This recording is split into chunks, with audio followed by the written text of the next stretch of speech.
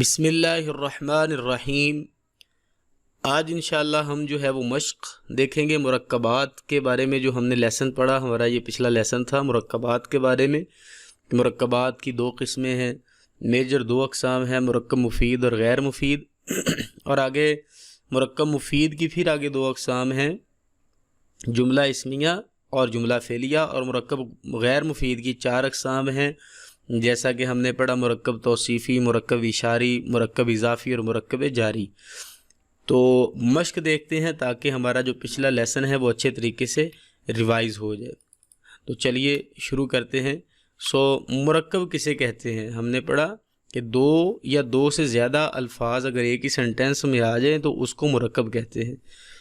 مثلا اللہ غنی، یہ ایک مرکب ہے۔ رسول اللہ، یہ بھی ایک مرکب ہے کیونکہ دو الفاظ ہیں۔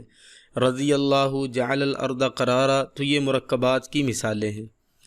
اگلا سوال یہ ہے کہ مندرجہ ذیل میں سے مرکب مفید اور غیر مفید کی پہچان کریں۔ نیک لڑکا، لڑکا بہت نیک ہے۔ ندیم کی کتاب، یہ ندیم کی کتاب ہے۔ یہ چار سینٹینس لکھے ہیں، ان میں سے مرکب مفید ہم نے ڈھونڈنا ہے اور غیر مفید ڈھونڈنا ہے۔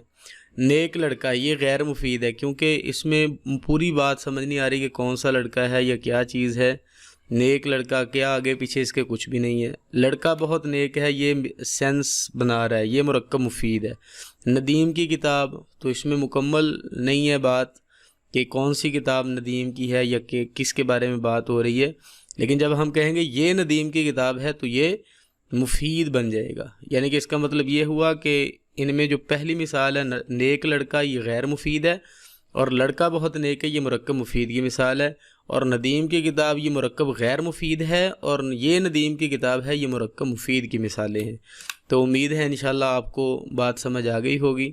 تو ملتے ہیں انشاءاللہ نیکسٹ لیسن میں۔ السلام علیکم ورحمۃ اللہ وبرکاتہ۔